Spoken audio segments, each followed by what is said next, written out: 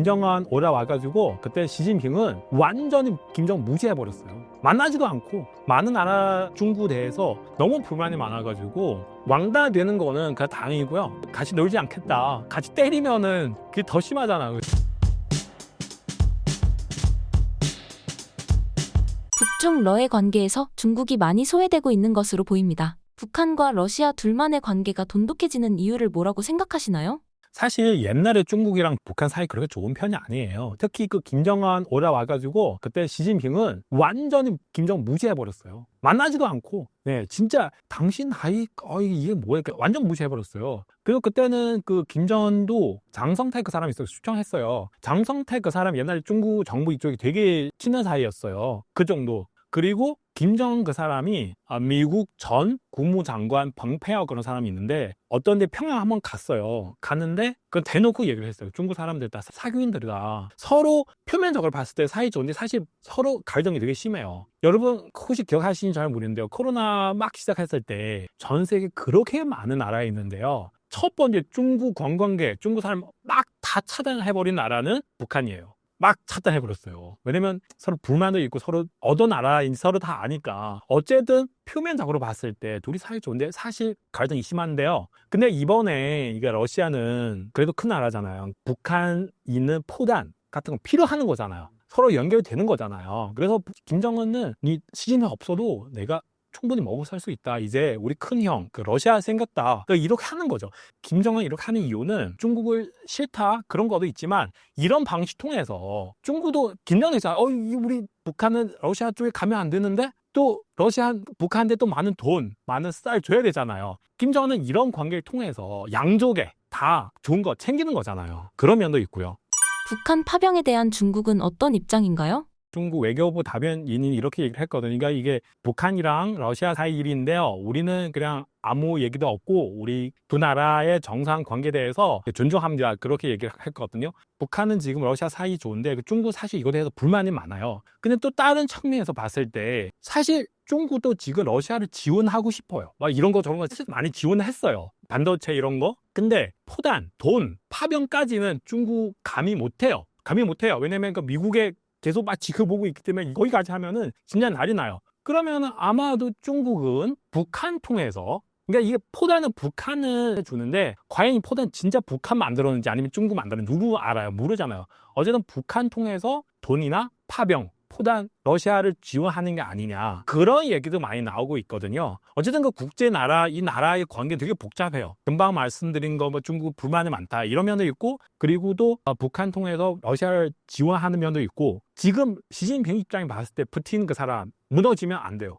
그 사람 무너지면 바로 시진핑이잖아요. 그죠? 그래서 전체적으로 봤을 때 북한, 중국, 러시아의 관계 되게 복잡해요. 근데 절대로 친하지 않아요. 서로 다 이용하는 관계예요. 돈 관계 없을 때 서로 적 될 수도 있어요. 옛날에 중국 소련이랑 막 싸운 적도 있고요. 어쨌든 복잡해요, 이게.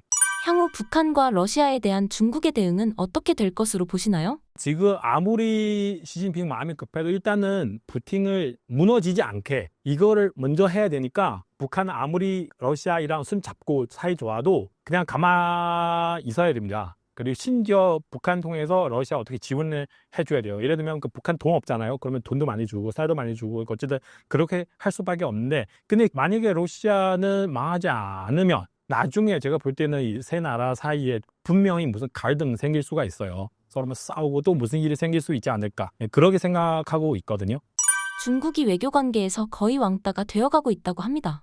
현재 어떤 상황인가요? 외교 상황 진짜 왕따 되는 거죠. 예를 들면 최근에 많은 나라 중국에 대해서 너무 불만이 많아가지고 예를 들면 그 중국은 테모, 이커머스 통해서 싼 상품들은 전 세계에 퍼지고 있잖아요. 근데 다른 나라의 기업 다 망하게 만들고 있어요. 중국한테 제재하는 나라 제가 말씀드릴게요. 말레이시아, 인도네시아, 인디아, 그리고 터키, 그리고 뭐 사우디, 멕시코, 미국, 캐나다, 심지어 베트남도 공산당 국가잖아요. 심지어 러시아까지. 러시아도 지금 중국산 그 가구 관련된 부품 대해서 세금 50%는 좀 때렸어요. 러시아, 심지어 파키스탄 중국 사이는 엄청 좋았어요, 옛날에. 지금 유럽, EU도까지 다 그냥 중국 대해서 세금 때리거나 아니면 제재를 하거나 그래서 만약에 트럼프 대통령 되면 진짜 어떻게 되는지 잘 모르겠어요. 트럼프 막 중국을 때리면 아마 많은 나라들 같이 때리지 않을까, 중국한테. 진짜 오래 참았어요. 한국도 마찬가지. 지금 뭐 테모, 뭐 아리 때문에 많은 기업들은 너무 힘들어요. 중소기업들은. 워낙 상품이 싸니까. 그리고 또 중국의 철강, 이것 때문에 포스코도 힘들어요. 이게 굉장히 서로 갈등이 많고요. 한국 포함해서 전 세계 많은 나라 다 그래요. 그래서 왕따 되는 거는 그냥 다행이고요. 왕따는 뭐냐면 우리는 당신이랑 같이 놀지 않겠다. 그러면 정말 같이 때리면은 그게 더 심하잖아. 왕따 되는 상태에서 또 막 같이 때리면은 중국 경제가 어떻게 되는지 진짜 상상할 수 없는 정도로 너무 위험하죠. 트럼프 정부가 들어서게 되면 앞으로 중국은 어떻게 될 것으로 예상하시나요? 일단 세금 60% 최소한 제가 볼 때는 그 이상도 올라갈 수도 있고요. 그러면 중국의 모든 기업들 다, 외국 기업뿐만 아니라 중국 기업들도 중국 안에 있을 수가 없어요. 많은 기업들 또 나가야 되고, 지금 나가고 있어요. 말레이시아는 베트남 쪽 나가고 있고요. 그러면 중국 경제는 옛날에 다 외국 투자 때문에 잘 되는 거고요. 수출 때문에 잘 되는 거고, 중국 경제는. 근데 이거 다 사라지면 중국 경제는 어떻게 되는 거죠? 그리고 미국이랑 같이 중국 대해서 제재를 하거나 때리거나 막 이런저런 문제 많이 생기면 중국 감당할 수가 없어요. 이렇게 되면은 중국 내부에, 그 공산당 내부에 또 갈등도 심하게 될 수가 있어요. 예를 들면 트럼프는 이렇게 할 수도 있어요. 중국 공산당 고위층 간부들, 미국 안에 있는 그런 그런 재산을 다 동결시킬 수 있어요. 그러면은 그 중국 고위층 간부들은 가만히 있을 수 없잖아요. 미국한테 뭔가 할 수가 없는데 시진핑한테 가는 거죠. 시진핑 너 때문에 뭐 우리 돈 다 동결당했어요. 그러면은 못은 더욱 심하게 될 수는 있는 거죠. 여러 면에서 그만 말씀드리는 것처럼 사시면 조가 되는 거죠. 만약에 트럼프 대통령 당선되면. 중국의 트럼프 정부 대응 전략은 어떤 게 될 것으로 예상하시나요? 없어요. 트럼프 첫 번째 임기 했을 때는 어느 정도 대응할 수 있는데, 근데 그때보다는 지금 중국 전체 경제에 너무 안 좋게 되고요. 시진핑 파워도 약하게 되고, 나이도 많고, 건강 상태도 안 좋고요. 일반 서민들 옛날에도 어느 정도 지지를 했는데 지금 지지하지도 않고요. 주변 나라의 사이 다 망했고요. 그러면은 무슨 대응책? 없어요. 제가 볼 때는. 해도 아무 소용 없는 그런 쓸데없는 대응책 아마 조금 있지 않을까? 제가 그렇게 보고 있고요.